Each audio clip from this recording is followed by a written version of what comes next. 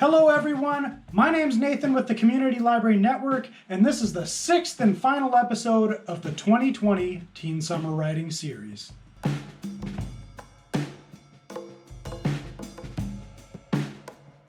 If you've been following along in the 2020 Teen Summer Writing Series, you know that the whole goal of the series is to help you share your work. With that in mind, you first have to get ready to submit your work in order to be published. We are accepting pieces of fiction, poetry, and creative nonfiction for the publication this year. Even though our series this year has focused on creating pieces of creative nonfiction, you're more than welcome to submit anything in any of those genres. We're also accepting pieces of original artwork. So how do you submit your work? Well, a lot of that depends on what publication you're submitting to. Each publication is going to have their own requirements for submission.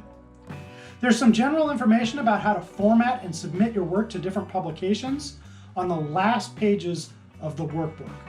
And if you haven't received a copy of the workbook, that's fine. You can still download it at the link below. So this episode, I'm going to show you how to format your work and how to submit it for publication. We're going to dive into the computer, and I'm going to show you how to do just that right now. Okay, so you have your piece written and ready for publication. Now it's time to format your work and send it off. For the 2020 Teen Summer Writing Series, there's not many things that I need to have happen in order for me to be able to take what you've written and get it over to the publishing software.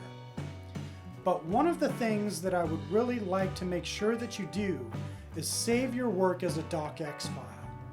So if you're working in Microsoft Word, it's fairly simple to do because Microsoft Word files are docx files. In order to save your file as a docx file, it's really simple in Microsoft Word. All you have to do is go to File and Save As, and it will bring up this the Save As box. And then you can just select Word document. And that's going to save it as a docx file that I can access later in our publishing software. And then you just hit save. And that's done. It's a little bit different if you're doing it from Google Docs or if you're doing it from Apple's Pages. So let's take a look at those as well. Okay, so if you wrote your piece in Google Docs, you can also save it as a docx file. All you have to do is go up to File, and then you are going to go to Download, and you're going to download it as a Microsoft Word docx file. It's then going to download it into your download folders, and you should be able to pull it up later to attach to your email. So now let's look at what to do in Pages to get a docx file. Okay, in Pages, what you want to do is you want to go up to File, and then you're going to go to Export To and select Microsoft Word. In there, you're going to see these export your documents. You got different choices. You're going to choose Word. There's some advanced options as well. You can click that and validate that it's a docx file. And then you click Next. And it's going to want to export that item for you. So you just click Export, and it's going to save that file as a docx file. The other thing that you need to do is you need to email the copy of your writing that you've saved as a docx file to write@communitylibrary.net. So I'm going to show you how to do that now.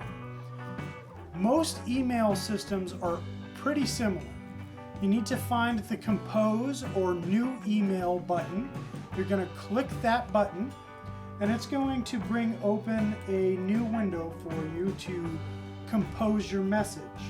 Now what you're looking for is you're looking for this little paper clip looking thing. That's the Attach File button. You're going to click that, and then it's going to ask you which file you would like to attach. Once you've clicked that, you're going to go to wherever you downloaded that file to or saved that file to, and you're going to select it. Here it is. and you're going to attach that file to the document. In the recipient spot, you're going to put write at communitylibrary.net. Okay? And in the subject line, you can put my submission or submission, something along those lines. And then if you wanted to write me a little note or something, you can certainly do that. Hi! Okay, so once you have all that done, you're going to click this send button, and that's going to send it off to me. So you need to send your submissions to write@communitylibrary.net by no later than July 31st. Okay? July 31st is the deadline. If you're submitting an original piece of artwork, that's easy to do too. All you have to do is take a scan of your artwork and save it as a JPEG or a TIFF file at 300 dpi. If you don't have the capabilities of doing that, you can always bring by your original piece of artwork and leave it for me at the Post Falls Library, and I will do the scan for you and get you your original piece of artwork back. I just need to make sure that it's labeled with your name and contact information. So now we've taken a look at how I need to have that formatted for you to submit and how you can attach it in an email. But there's some other things that you need to think about as you submit this work as well. You want to make sure that you have covered everything that you possibly can with the work. In the teen writing program, we publish what you submit. We try not to edit very much of it and try to post it as you had sent it to us. So please make sure you go through and correct any spelling or grammatical errors before you send it off to me. We will do a light edit pass just to make sure that what you have written has made sense and taken care of any glaring issues. But those subtle issues, those are up to you to really handle. Do not rely on us to make those edits for you, because publishing your work as it stands is a really great learning tool for you as well. I hope to see some really great works of fiction, nonfiction, and poetry, as well as original artwork come through. We will be doing a book launch on September 11th to celebrate your work and get those copies into your hands. Thank you for participating in the 2020 Teen Summer Writing Workshop, and I look forward to seeing you on September 11th with the finished publication. Thank you, and have a great day.